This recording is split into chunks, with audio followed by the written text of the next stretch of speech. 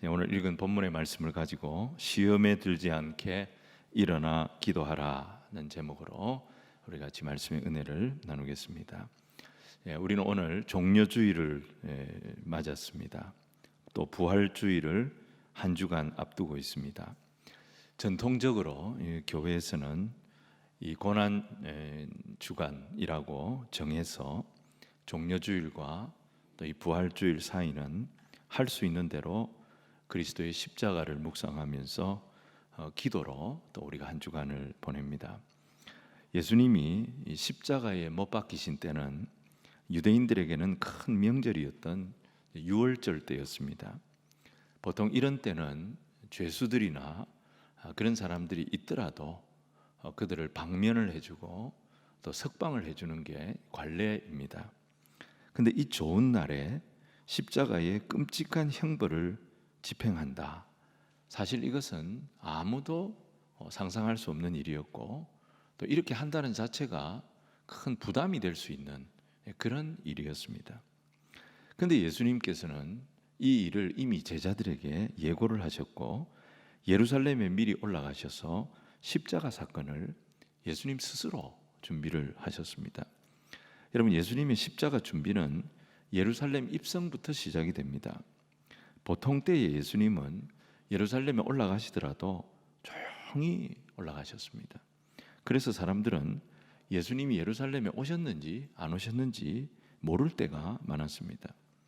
근데 이번은 달랐습니다. 예수님이 입성하실 때부터 나귀를 타고 들어오셨고 사람들은 그 입성하시는 예수님 앞에 자신들의 옷을 깔고 종려나무 가지를 흔들면서 다윗의 자손 예수여 하면서 그들이 환영했던 것입니다. 대규모의 군중 집회가 예루살렘 성문에서 이루어진 것입니다. 바리새인들은 이런 예수님의 모습이 굉장히 못마땅하게 느껴졌고 예수님에게 당신의 제자들을 좀 조용히 시키라고 요구를 합니다. 근데 예수님의 대답이 뭐였습니까? 예수님은 이들이 잠잠하면 돌들이 소리 지를 것이다 하면서 마음껏 소리 지르도록 하셨던 것입니다.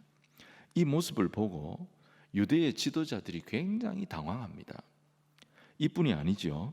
예수님은 예루살렘 입성 후에 곧바로 성전으로 가십니다. 성전에서 장사하던 이들을 다 내어 쫓으셨습니다. 다른 성경에 보면 돈 바꾸는 자들의 상을 다 엎어버렸다 그랬습니다. 여러분, 이것도 어떻게 보면 굉장히 무리를 일으키는 행동이었습니다. 유대인들은 유월절이 되면 예루살렘에 가서 하나님께 제물을 드리고 또 제사를 드리는 것이 율법의 요구였고 율법의 명령이었습니다. 그리고 로마가 그 시대를 장악하고 평화의 시대를 열었기 때문에 로마의 영내에는 치안이 아주 좋았습니다. 해적이나 산적이 없었습니다. 그래서 전 세계에 흩어져 있던 유대인들도 이 로마가 닦아놓은 그 도로를 이용해서 또 항로를 이용해서 유월절에 예루살렘에 그들이 올 수가 있었던 것입니다. 예루살렘의 성전에는 수많은 방문객들이 와서 제물로 쓸 짐승을 샀고 또 성전에서 쓸 화폐를 교환했습니다. 이 모든 것이 그들이 유월절을 지키기 위해서 한 것입니다. 그런데 예수님은 이곳에서 거의 난동을 부리신 것입니다. 내 집은 만민의 기도하는 집인데 너희가 이것을 강도의 소굴로 만들었다 소리를 지르고 소동을 예수님이 일으키신 것입니다. 이것을 본 백성들은 예수님을 이상하게 생각했고 대제사장과 지도자들은 계속 예수님을 못마땅하게 생각했는데 더 이상 이 예수님을 내버려 둬서는 안 되겠다 이런 판단을 하게 된 겁니다. 그러던 중에 결정적인 사건이 터집니다. 제자 중에 하나였던 가롯 유다가 대제사장을 찾아간 것입니다. 그리고 예수님을 내가 넘겨주겠다고 제안을 한 겁니다. 만약에 여러분 예수님이 예루살렘에 조용하게 입성을 하셨다면 또 성전에서 장사하고 뭐 이런 일들이 어제 오늘 일입니까? 항상 그랬으니까 막 그러려니 하고 그냥 못 본 척하고 조용히 넘어가셨더라면 예수님은 죽을 이유가 없는 겁니다. 결국 이 모든 상황을 누가 만들었냐면 예수님 스스로 자초하신 것입니다. 이것을 빨리 간파했던 사람이 누구냐? 가룟 유다였던 것입니다. 아, 예수님이 지금 스스로 죽으려고 하는구나. 만약에 예수님이 이런 식으로 처형을 당해서 죽게 된다면 나도 같이 죽을 수 있겠다, 이런 위기를 느꼈던 것입니다. 그래서 가룟 유다는 대제사장을 찾아갔고 자기가 나서서 예수님을 내가 넘겨주겠다고, 예수님을 처형하는 일을 내가 도와주겠다고 한 것입니다. 원래 대제사장과 서기관들이 유월절 명절에 예수님을 죽일 생각까지는 하지 못했습니다. 근데 상황이 이렇게 돌아가니까 그들이 마음을 바꿔서 유월절 절기임에도 불구하고 예수님을 서둘러서 십자가에 처형하는 것이 낫겠다, 이 결심을 하게 된 것입니다. 여러분, 예수님이 잡히시던 날, 예수님이 잡히시던 그날의 상황이 어떠했는가? 예수님은 예루살렘의 한 다락방에서 제자들의 발을 씻으셨습니다. 그리고 또 거기서 만찬을 행하셨습니다. 그 만찬을 다 마치신 뒤에 제자들을 데리고 이제 겟셋마네로 가십니다. 감람산으로 가시죠. 거기서 예수님 기도하십니다. 기도하시다가 로마 군인들에게 붙들려 가신 것입니다. 예수님이 십자가를 지시는 그 마지막 준비가 여러분 어디서 이루어진 겁니까? 바로 이 겟셋마네에서 이루어진 겁니다. 겟셋마네에서 예수님께서 기도하시면서 예수님 뭐라고 기도하십니까? 할 수 있거든, 가능하다면 이 잔을 내게서 옮겨달라고 예수님이 기도하십니다. 이어서 뭐라고 하십니까? 근데 내 원대로 마시고 아버지 원대로 하옵소서. 그러면서 예수님이 이 기도의 끝에 최종적으로 이 십자가를 받아들이시기로 결단하신 것입니다. 이 순종의 과정이 그 예수님의 기도 속에 이루어집니다. 예수님의 그 겟셋마네 기도 속에 이루어진 거예요. 여러분, 이 기도가 얼마나 처절한 기도였는가? 여러분, 이 예수님의 기도가 얼마나 몸부림이었는가? 이 성경을 기록한 누가가 뭐라고 표현하냐면 예수님의 몸에서 땀이 흐르는데 그 땀이 핏방울이 흐르는 것처럼 흘렀다라고 그렇게 진술하고 있습니다. 우리는 이 겟셋마네의 기도를 다 이해할 수는 없습니다.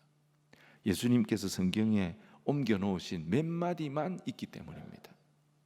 근데 최소한 이 겟셋마네의 기도의 의미가 뭔지, 이 겟셋마네에서 그날 밤에 무슨 일이 있었는지 이걸 우리가 알아야 다가오는 고난주간을, 또 다음 주일인 부활절을 우리가 어떻게 맞이할 것인가, 그 준비를 할 수가 있는 것입니다.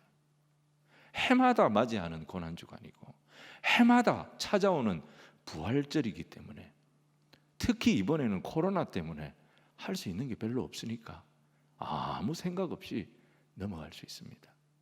하지만 그렇게 되어서는 안 되는 거죠.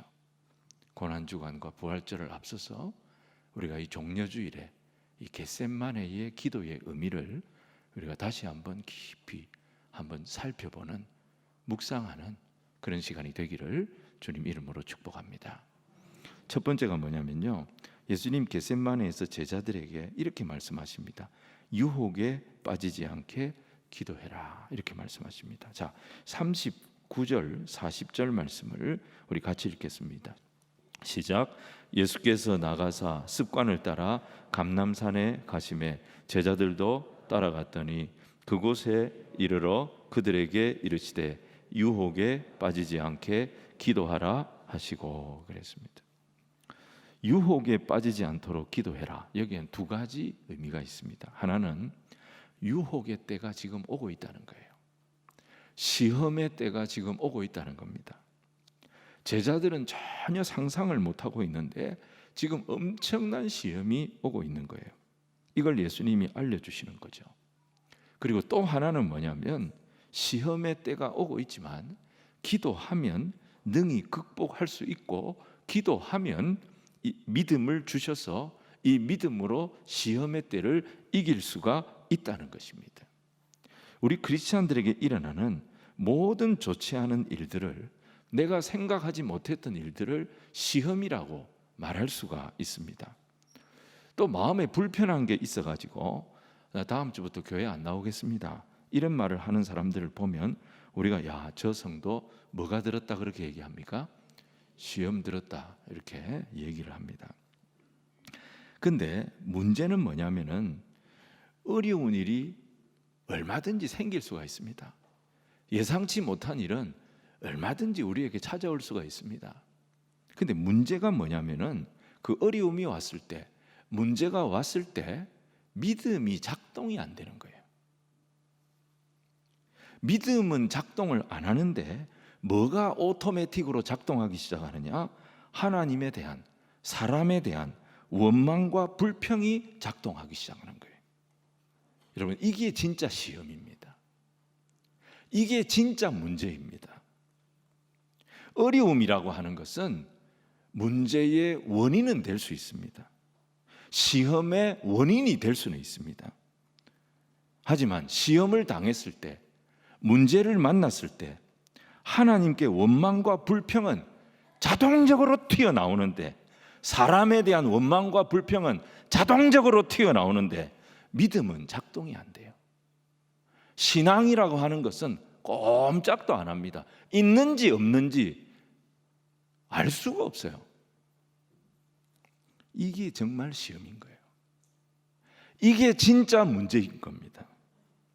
잠시 후에 제자들은 이제 못 볼 꼴을 보게 됩니다. 하나님의 아들로 믿었던 예수님이 비참하게 끌려갑니다. 그리고 로마 군인들에게 넘겨져서 고문을 당하시고 나중에 십자가에서 처형을 당하시는데, 여러분, 이게 불과 며칠 만에 다 이루어져 버립니다. 예수님이 어떻게 이렇게 죽을 수가 있는가? 아니, 하나님의 아들이 어떻게 이렇게 당할 수가 있는가? 지금까지 이 예수님을 믿고 따라왔던 제자들, 우리는 뭐가 되는가? 믿었던 모든 것이 다 무너지고 생각했던 모든 것이 전부 다 엉망이 될 때, 하나님이 살아계시다면, 하나님이 함께 하시다면, 아니 예수님이 하나님의 아들이라면 어떻게 우리 안에 이런 일이 일어날 수 있고 어떻게 예수님이 이런 대우를 받을 수가 있나? 여러분, 이게 시험인 거예요. 이게 시험인 거예요. 근데 예수님은 뭐라고 말씀하십니까? 시험은 온다. 유혹은 온다. 너희들을 마구 흔들 수 있는 그런 일은 생긴다. 근데 거기에 빠지지 않도록 너희들 기도해라. 기도하면 도저히 내가 받아들일 수 없는 일, 내가 어떤 이런 대접을 받아야 되나, 너무너무 서운하다, 그렇게 말할 수 있는 일, 내 도저히 인정할 수 없어, 그런 일도 감당할 수 있는 힘이 생긴다는 것입니다. 예수님 말씀하시는 게 뭡니까? 우리 눈에 보이는 게 전부가 아니라는 것입니다. 우리 눈에 보이는 것은요, 얘기하는 대로 빙산의 일각에 불과합니다. 우리 눈에 보이지 않지만 죄가 있습니다. 우리 눈에 보이지 않지만 인간의 탐욕이 있습니다. 우리 눈에 보이지 않지만 그 가운데 일하는 사탄의 역사가 있습니다. 우리 눈에 보이지 않지만 죄를 용납하시지 않는 하나님의 진노의 심판이 있습니다. 그리고 그 가운데 연약한 우리를 붙드시는 구원의 역사가 있음을 믿으시기를 바랍니다. 이 모든 것이 눈에 보이지 않는 가운데 이루어집니다. 근데 우리는 자꾸 눈에 보이는 것만 가지고 생각하고, 눈에 보이는 것만 가지고 판단하고, 내 귀에 들리는 것만 가지고 생각을 하니까 어려운 일이 닥쳤을 때 흔들리는 거예요. 어려운 일이 닥쳤을 때 믿음은 작동을 안 하고 원망과 불평이 그냥 일하기 시작하는 거예요. 우리가 기도하면 이런 눈에 보이지 않는 것들을 깨닫게 하시는 믿음을, 신앙의 눈을 하나님 열어 주실 줄로 믿습니다. 아무리 속상한 일이 있어도, 이해가 안 되는 일이 있어도 여러분들의 순간적인 판단을 따라가지 마시기 바랍니다. 그게 마귀가 부추기는 거예요. 예수님 이 어려운 시험을 앞두고 여러분 제자들에게 많은 은혜를 주시지 않습니까? 요한복음에 보면 다락방 강화라고 예수님은 제자들을 모아놓고 다락방에서 많은 말씀을 주시지 않습니까? 이 말씀을 붙잡으라는 거예요. 이 말씀을 믿고 유혹을 이기라는 거예요. 또 예수님은 제자들의 발을 다 닦아주시지 않습니까? 그리고 같이 식사를 하고 성찬을 나누지 않습니까? 요한복음 13장 1절에 보면 그때의 그 모습을 제자 요한이 뭐라고 기록했습니까? 하나님이 이 세상에 있는 자기 사람들을 사랑하시되 끝까지 사랑하시니라. 이분은 양반들이 참석하신 것 같아요. 일부는 제가 요 정도 하니까 다 같이 읽고 막 이렇게 하던데, 입을 좀 여시기를 바랍니다. 하나님이, 예수님이 세상에 있는 자기 사람들을 사랑하시되 끝까지 사랑하시니라. 이렇게 돼야 됩니다. 예수님께서 얼마나 제자들을 사랑하는지 그 마음을 제자들도 느낀 거예요. 예수님이 진짜 우리를 사랑하시는구나. 이 어려움의 때에, 이 위기의 때에 예수님은 십자가에 달리시고 제자들이 이것을 어떻게 극복해 나갈까? 그게 참 마음이 안쓰러웠던 예수님이 끝까지 제자들에게 말씀을 주시고 제자들의 발을 닦아주시고 그들과 함께 식사를 하시고 그들을 위해 기도하시는 거예요. 여러분, 이게 우리 주님의 마음입니다. 예수님께서 왜 유혹에 빠지지 않게 깨어 기도하라고 하셨겠습니까? 기도해야 믿음의 눈이 열리기 때문입니다. 기도해야 받은 은혜를 자기 것으로 지킬 수 있기 때문입니다. 하나님은 어려움이 오기 전에 많은 은혜를 주십니다. 하나님의 말씀을 우리에게 주셔요. 근데 그 말씀을 놓치면 안 돼요. 그 말씀을 붙잡고 기도하면 우리의 마음이 어떻게 되느냐? 하나님의 은혜의 단비가 내리는 거예요. 그래서 우리의 마음이 촉촉하게 적셔집니다. 마치 물을 머금은 나무처럼 불을 갖다 대도 물 먹은 나무는 잘 타지 않습니다.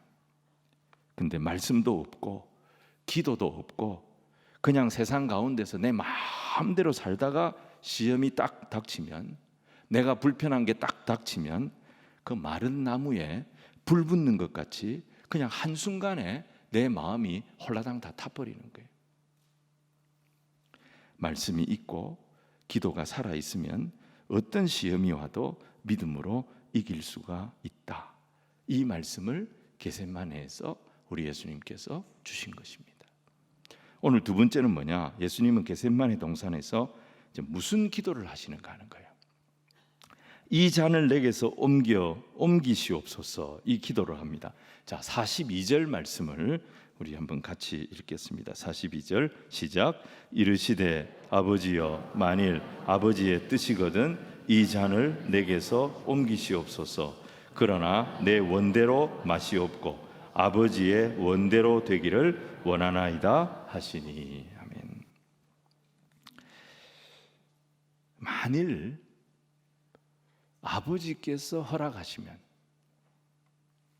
이 잔을 내게서 옮겨 주십시오. 여러분, 우리가 주로 이거 언제 합니까? 새해가 될 때 집사님, 권사님, 이번에 새로 구역장을 좀 맡아주시죠. 그래 얘기하면 이 잔을 내게서 옮겨 주옵소서. 교회가 어떤 사역을 부탁하면 아이고 이 잔을 내게서 옮겨 주옵소서. 빨리 전화를 끄시기를 바랍니다. 여러분 이게 무슨 얘기예요?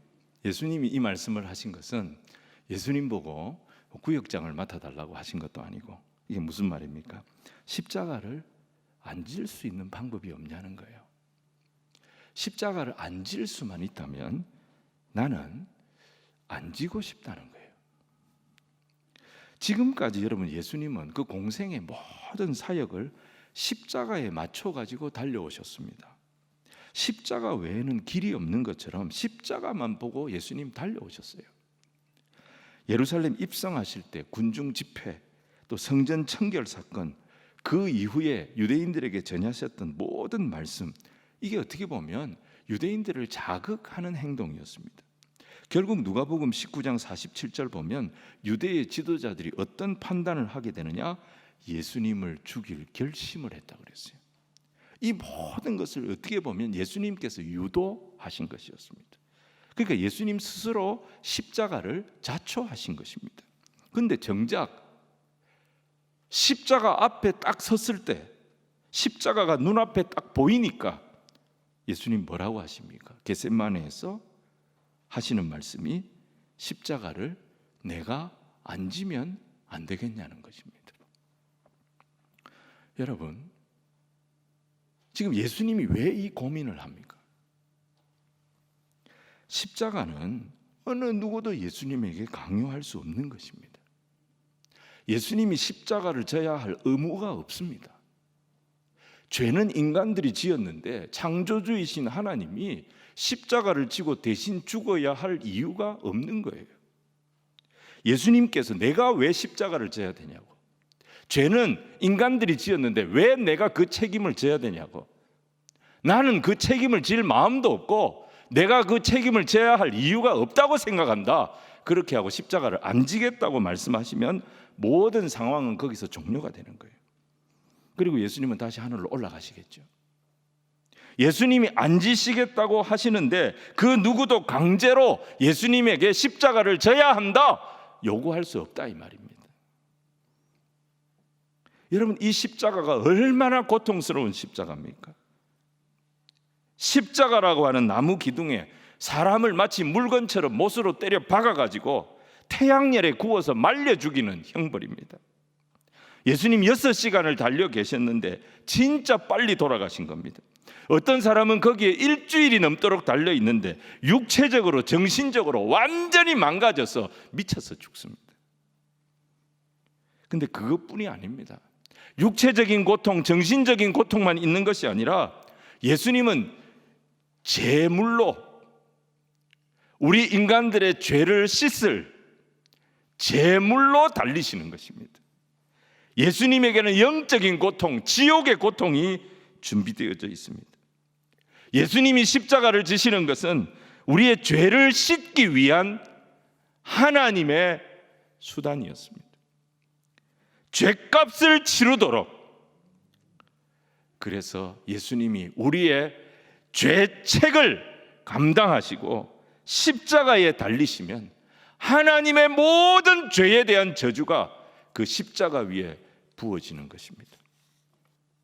여러분, 육체의 고통, 정신적 고통, 거기에 영적인 고통, 지옥의 고통, 어떻게 예수님이 괴롭지 않을 수 있겠습니까?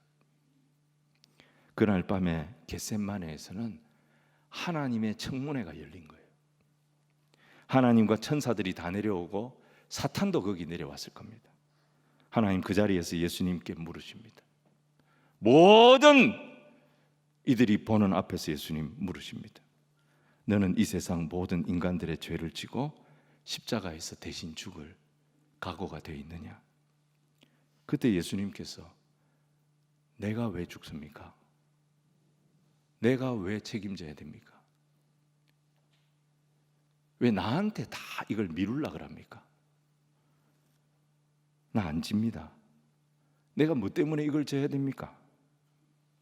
왜 다 나만 보고 있습니까? 내가 왜 십자가를 져야 됩니까? 그렇게 말씀하시면 아무도 예수님에게 십자가를 강요할 수 없어요. 예수님이 십자가 거부하시면 상황은 끝나고 인간의 구원은 불가능해지는 겁니다. 그런데 예수님께서 거기서 내가 십자가 지겠습니다 말씀하시면 어떻게 됩니까? 예수님은 하나님의 아들로서의 모든 권리는 박탈당하고 죄인의 제물이 되셔서 무지막지한 하나님의 저주를 온몸으로 다 받아야 됩니다. 그래서 예수님의 겟세마네 기도는 여러분 단순한 기도가 아니었습니다. 하나님 앞에 최후 진술을 앞두고 부르짖는 기도였습니다. 예수님의 최후 진술이 뭐냐? 하나님 전지전능하시잖아요. 하나님은 모든 방법을 다 알고 계시고 갖고 계시잖아요. 이 잔을 내가 안 마시고 인간의 죄 문제를 해결할 수 있는 길이 하나님께 있지 않습니까? 그걸 물어보신 거예요. 근데 하나님 뭐라고 하십니까? 우리 하나님은 공의의 하나님이에요. 하나님은 죄를 대충 해결할 수 없는 분이십니다. 아들아, 피 흘림이 없이는 죄사함이 없단다. 피 흘림이 없이는 구원이 없단다. 그때 예수님은 몸부림을 치면서 겟세마네에서 기도하셨고 그 기도의 결론으로 하나님의 뜻에 순종하신 것입니다. 내 원대로 마옵시고 아버지 원대로 되기를 원하나이다. 이 고백이 나오는 순간 예수님이 갖고 계셨던 하나님의 아들의 모든 권세는 다 박탈당합니다. 죄인으로 제물이 되셔서 십자가에서 공개 처형을 당하십니다. 그 십자가에서 하나님의 뜻이 이루어졌고 저와 여러분이 구원을 받게 된 것입니다. 이 하나님의 뜻을 수용하시기까지 여러분 예수님의 겟세마네 기도가 얼마나 처절한 기도였고 얼마나 치열한 기도 전쟁이었는가, 이것을 보여주는 두 가지 특징적인 모습이 있어요. 하나는 43절입니다. 43절을 우리 같이 한번 읽겠습니다. 시작. 천사가 하늘로부터 예수께 나타나 힘을 더하더라. 천사가 와서 기도하시는 그 예수님을 붙잡아 줬어요. 예수님의 이 기도가 얼마나 힘든 기도였는지 하나님 천사를 보내셨어요.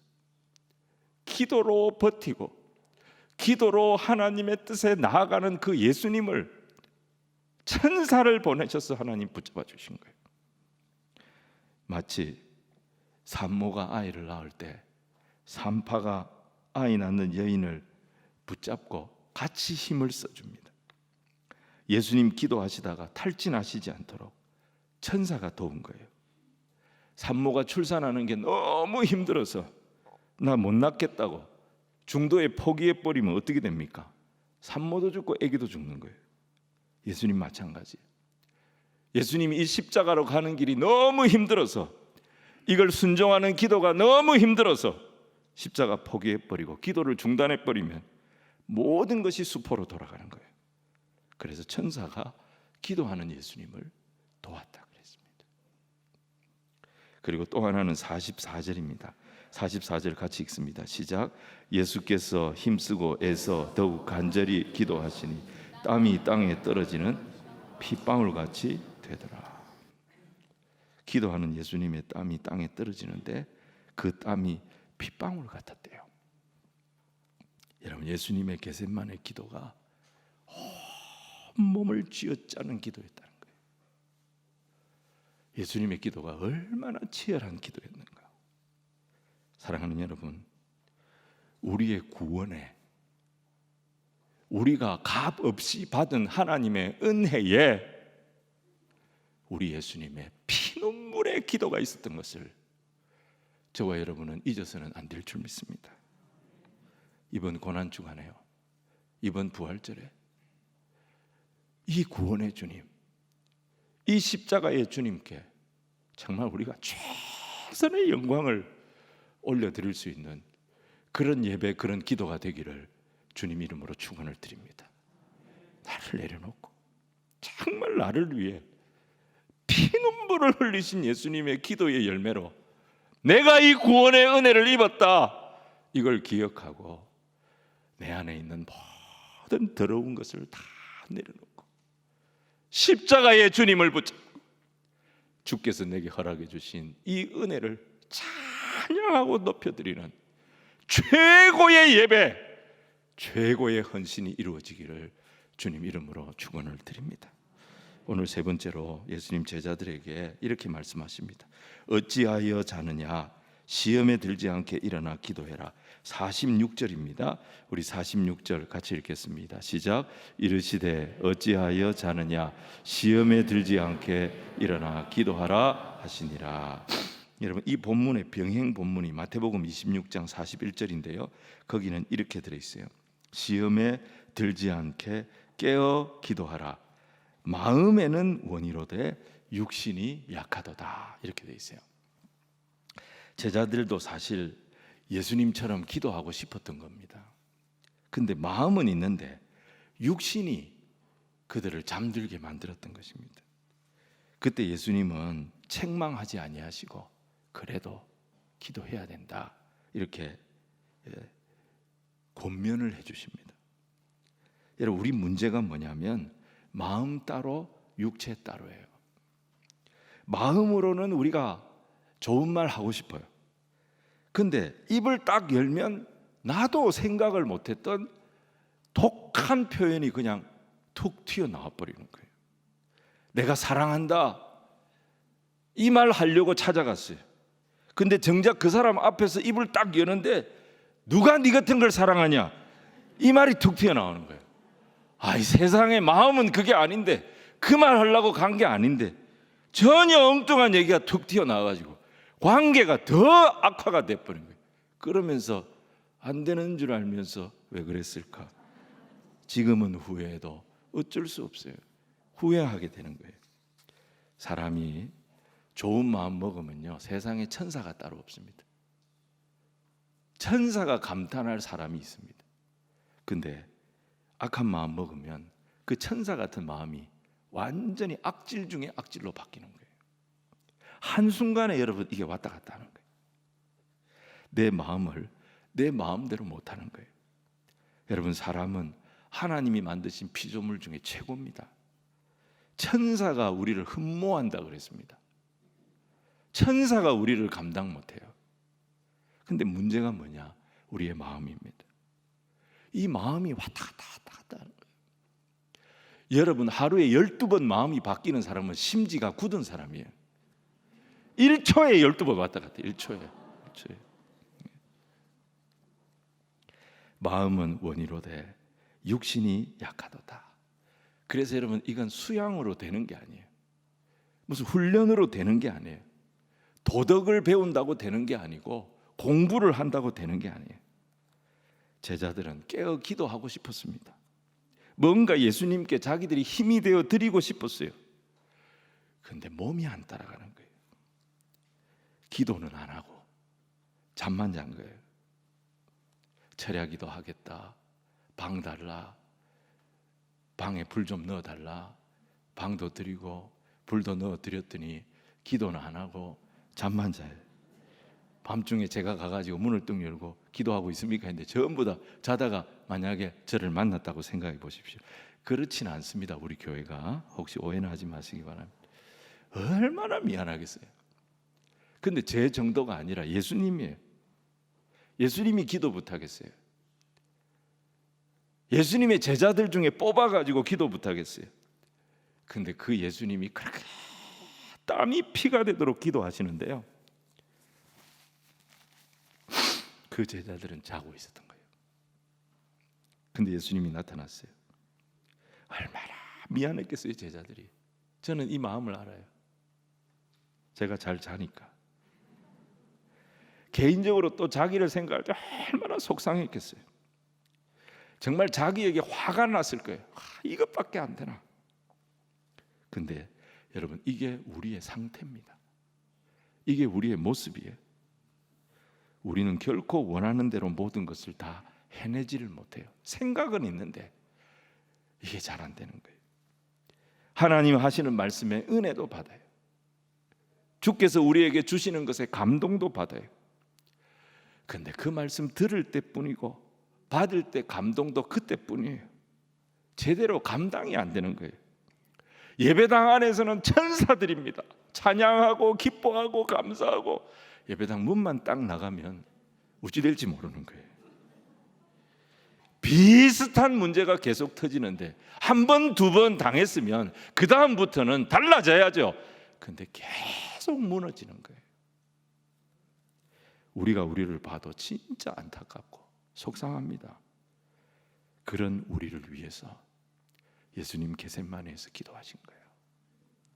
그런 우리를 위해서 예수님 골고다에서 십자가를 지신 거예요. 예수님의 십자가는 또 그런 연약한 인생들이 앞으로 주의 길을 갈 수 있도록 성령님을 부어주시는 은혜의 통로가 되어졌습니다. 천사와 악마 사이를 왔다 갔다 하는 그런 우리들을 성령을 보내주셔서 하나님께로 한 걸음씩 한 걸음씩, 때로는 자빠질 때도 있고 때로는 쓰러질 때도 있고 때로는 못난 나를 자책할 때도 있지만 다시 일어나서 하나님 앞에 나아갈 수 있도록 주의 십자가가 우리를 인도하는 것입니다. 사랑하는 성도 여러분, 고집스럽고 연약하고 부실한 나를 내려놔야 됩니다. 그리고 예수님께서 겟세마네에서 나를 위하여 하신 기도를 기억해야 됩니다. 그 십자가를 붙잡아야 됩니다. 성령의 능력을 구하시는 그런 여러분들이 되시기를 바랍니다. 그러면 쓰러져도 다시 일어나도록 인도하실 겁니다. 어떤 일이 있어도 나는 안 돼, 그런 말 하면 안 돼요. 포기하면 안 돼요. 끝까지 참고 이길 힘을 주시옵소서. 성령님 도와주시옵소서. 믿음으로 구하며 나가는 것입니다. 그러면 하나님께서 우리 자신과 우리 가정과 우리 교회를 하나님의 뜻에 순종할 수 있도록, 하나님의 거룩한 통로로 쓰임 받을 수 있도록 인도하여 주실 줄로 믿습니다. 겟세마네에서 예수님의 기도는요, 역사상 최고의 기도였습니다. 그 기도가 있었기 때문에 우리가 구원을 받은 것입니다. 우리는 너무너무 존귀한, 자격도 안 되는데 능력도 안 되는데 하나님의 사람으로 다시 세워지는 은혜를 경험하게 된 것입니다. 우리가 다시 한번 이 십자가의 은혜를 생각하며 우리의 혈기, 우리의 탐욕, 우리의 옛사람을 십자가에 다 못 박아버리고 하나님 사람으로, 십자가의 사람으로, 성령의 사람으로 예수님처럼 기도하고 내 몫의 십자가를 예수님처럼 능력받아서 감당하는 우리 성도들이 다 되시기를 주님 이름으로 축원을 드립니다.